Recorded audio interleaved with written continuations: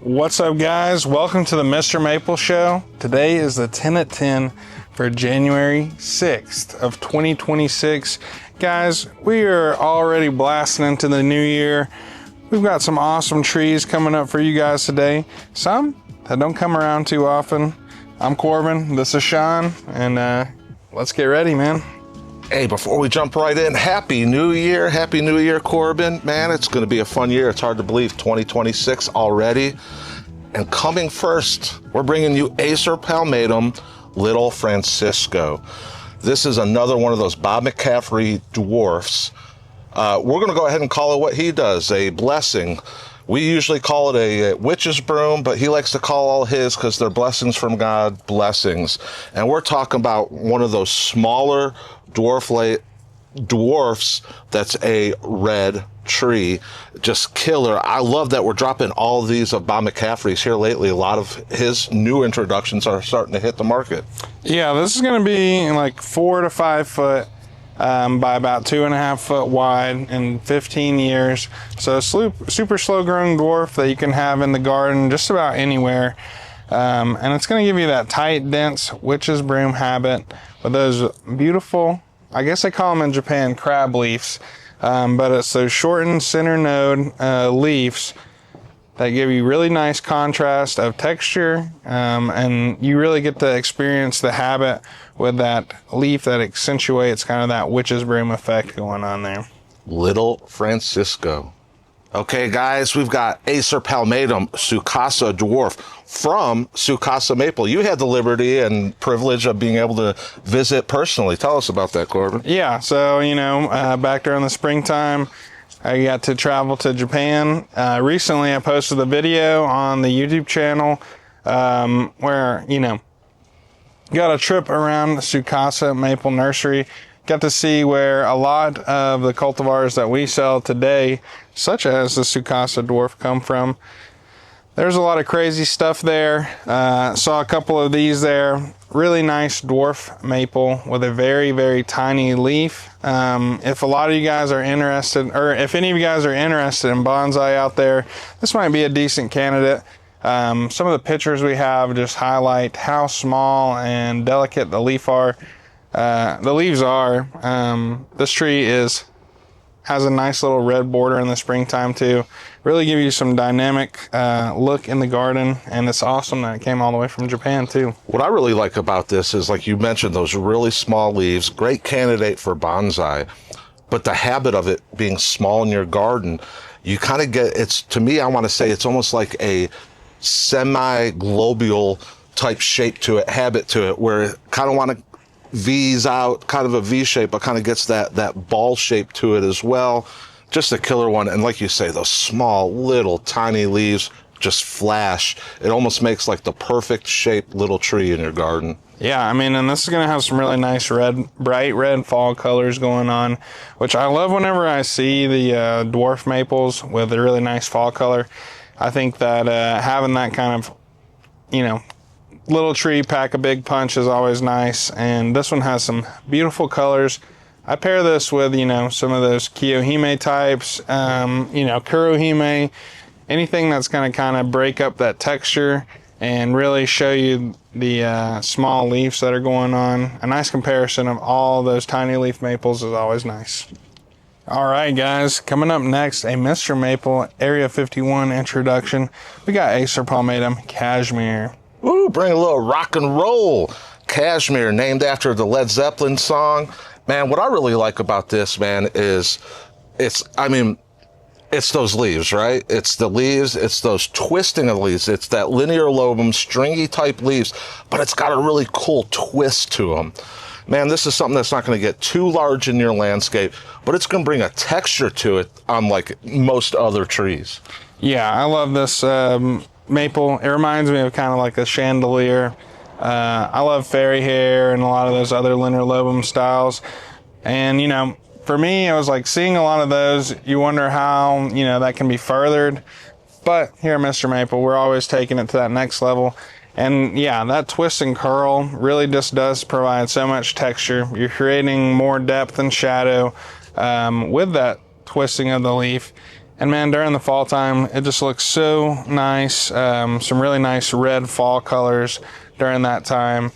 And watching the wind blow through this during the fall time is something very magical. I think all the linear lobums really don't get kind of the attention that they deserve. Obviously, because a lot more maples are a little bit more mainstream. But having those linear lobums is really going to give you that bamboo aesthetic out in the garden without having to deal with that bamboo headache, man. Bring a little rock and roll to your garden. Kashmir.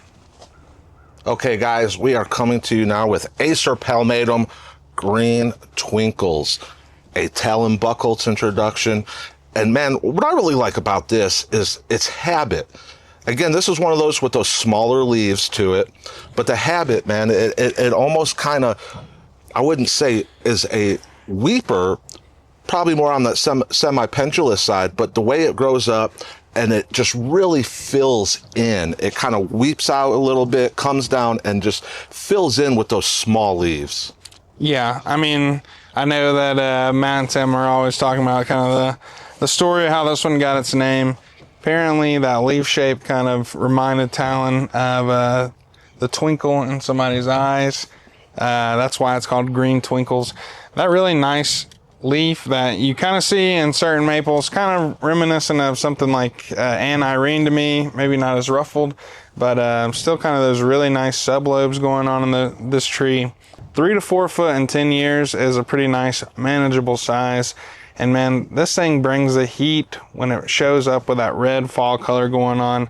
I really do think that one of my favorite things is the distinction between each leaf shape and leaf style. They're also different, and I think that that's really cool. You know, you're going to get similar colors with Green Twinkles that you would with that Tsukasa Dwarf, but the leaf shape, the leaf size, completely different. Even if they're sitting in similar growth habits and then, you know, shape, there's still so much difference in each individual maple. Green Twinkles, one that's pretty dope. I've seen some larger ones at Buckholz. Really does just put a twinkle in your eye. What's really cool about this one, I had the privilege to be able to narrate Talon's Floral Wonder blog and put that to audio. And in his introductions, when he talks about this one, he talks about how he really liked this because it was reminiscent of when he was younger and a lot of propagation. They were still doing a lot of air layering. And Talon believes that this right here, so you bonsai folks out there, this is one, throw it in your landscape.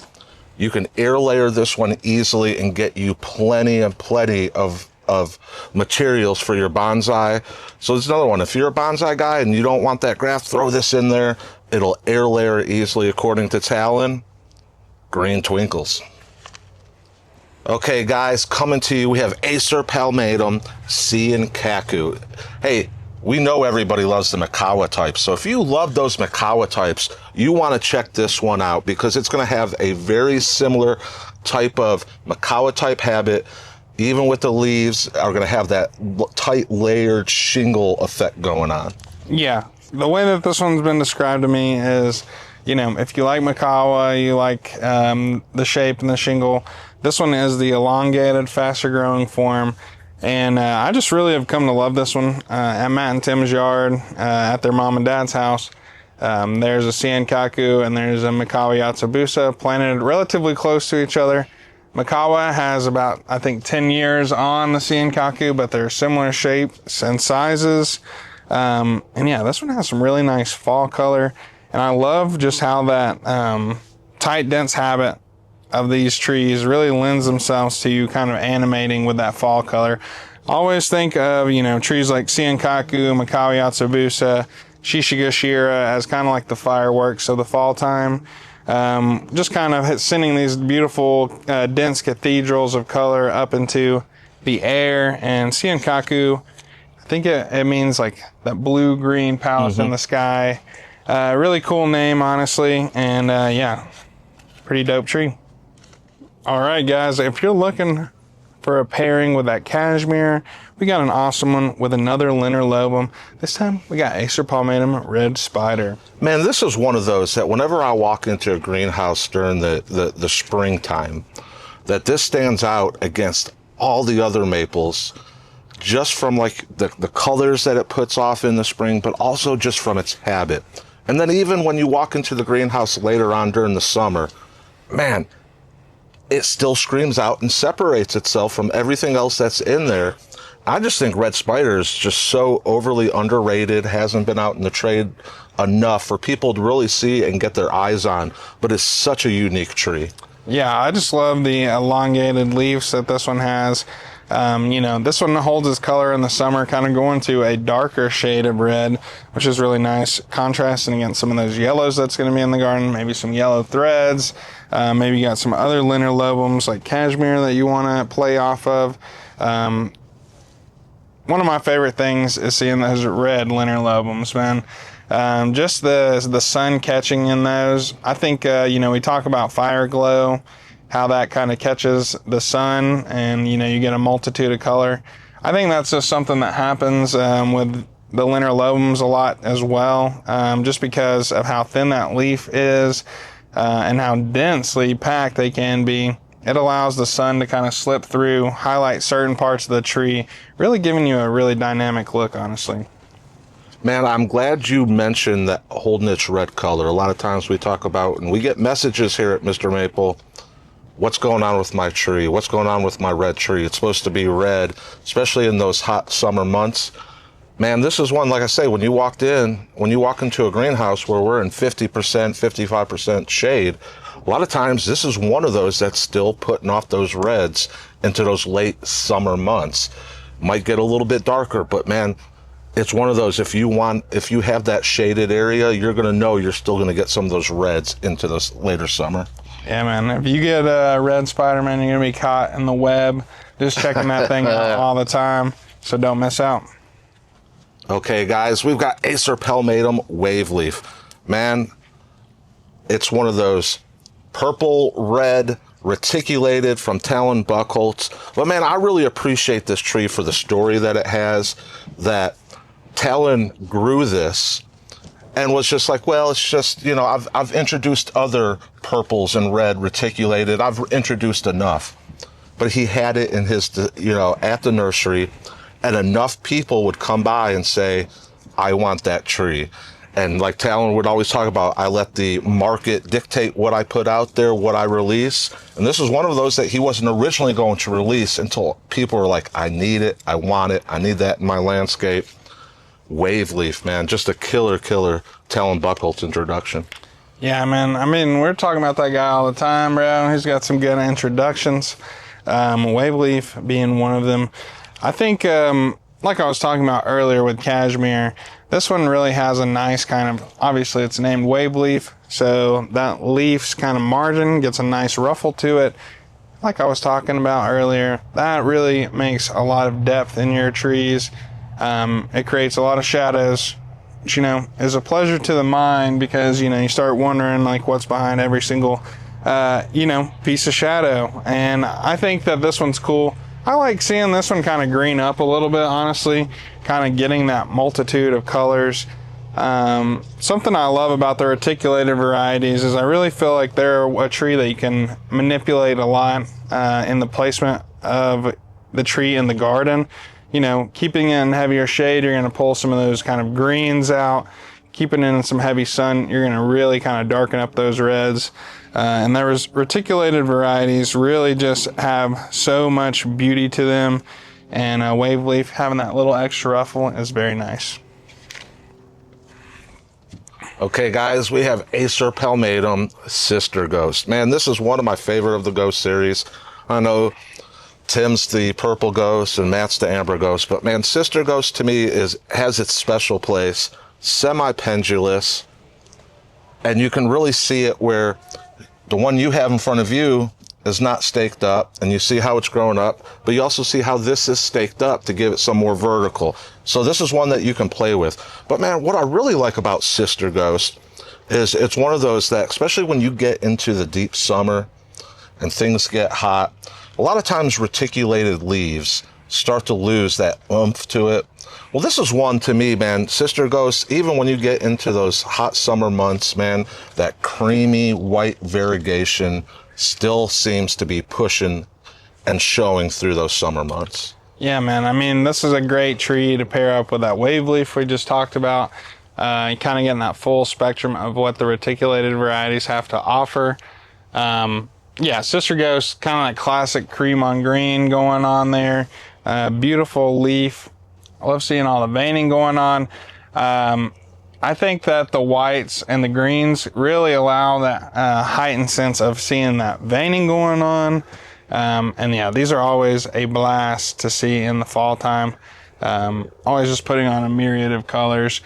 And guess what? It's a Talon Buckholtz introduction, man. Right. So, I mean, like I said, you pretty much need every single one that they guys put out. So don't miss out on Sister Ghost, y'all. This next one, you're going to want to get your hands on. Very rare in the trade. It's really not out there in the nursery trade, but we have Acer Palmatum Chiguji. Man, talk about a spring interest tree where you get that red tipping on the leaves. Man, you don't want to miss this one. Yeah. I was looking at some photos on the website. This has got some similar tipping on the leaves during the springtime to something like that Sumagaki, kind of getting that nail border type going on. This is going to be a mid-sized growing tree, about 6 to 8 feet in 10 years. I really like the habit. We have a picture of a 3-gallon that's kind of starting to get outstretched. Kind of little clouds of leaves here and there. Yeah, this is one that doesn't really come around too often, like you were saying. I don't know if I've seen this one up on the 10 at 10 before. Maybe it might have slid in through some eBays or, some limited sale. But this is super cool. This is something I love about Mr. Maple. We're always dropping the crazy stuff. Sometimes that nobody's ever heard about. Sometimes it's stuff that people have been looking for a long time. Guys, Chiguji, we don't know how long it's going to be around, so you don't want to miss out on this because it's super rare. Got some really, really beautiful red fall colors as well. I mean, that's kind of a little bit of a through line here. Mm-hmm. Have some really good maples with some red fall color going on. Yeah, Acer Palmatum Chiguji, don't miss out on it. Guys, last but not least, we got an awesome coral bark with a funny name. We got Acer Palmatum jiao. So, I mean, not just a coral bark, though, because we talk about all the different coral barks. We've sold different coral barks. And a lot of times we're talking about like Bihu, the yellow, or we're talking about the classic Sengokaku, the red. Well, jiao is the orange, which is really cool. Pair these up with some of the other Sengokakus with some Conifers, man, you can get those different colors. Now, with this shaded out in the greenhouse, the bark this time of year is kind of showing more of that yellow, kind of like that Bihu. But man, let this get some more of that sun, soak in some of that more sun during the winter time as the chlorophyll leaves. Man, that bark's going to get orange. Yeah, I mean, I really enjoy this one. Having that gradient of color from the bottom of the bark up to the top is nice. I like the name too, because apparently, somewhere where they introduced this, there was a guy who apparently had some ugly looking feet. So they named this tree after him because it's reminiscent of a chicken's foot. With that beautiful color that is going on there. I think that the leaf kind of has that kind of aesthetic as well. Jiao is one that is very cool. Like you were talking about, it's hard to find ones that have that kind of mix of color. And each coral bark is really selected for a kind of that specific vibe that it gives off, And Jiao, this one, it just kind of like feels like that kind of perfect in between of that coral and those beautiful yellows that you get. And you smack this right in the middle, you can have the full color spectrum of those beautiful coral barks. And yeah, jiao is definitely one that's going to look good in your garden. We got some really good sizes on these. I think we busted out the XLs for this video, but I think we're going to have some nice 1 gallon regular sizes too. This is one that you're not going to want to miss out on, y'all. Guys, these are just 10 of the trees that are coming to you today. Remember, always sign up for our newsletter so you get advanced. You'll get all 20 that are dropping today. And we do this twice a week. There's a Tuesday and a Thursday drop. So there's 40 trees a week coming to you. So remember to sign up for that email. Yeah, definitely, guys. It was a great year. You know, hopefully 2026 can be even better. You know, making sure that content's coming out to y'all, you know, piping hot. We hopefully, you know, just gonna do it bigger and better than we did last year. But yeah, we really appreciate y'all. Thanks for the support. If you like this video, make sure to like it. You know, if you're not subscribed, come on, what are you doing, bro? It's just scroll down there, click that little button, and guess what? We're gonna be delivering content to you every single day, and you're not gonna wanna miss out on these awesome 10 at 10 drops. Y'all, here's to happy gardening in 2026. Y'all take care. God bless. And have a great day.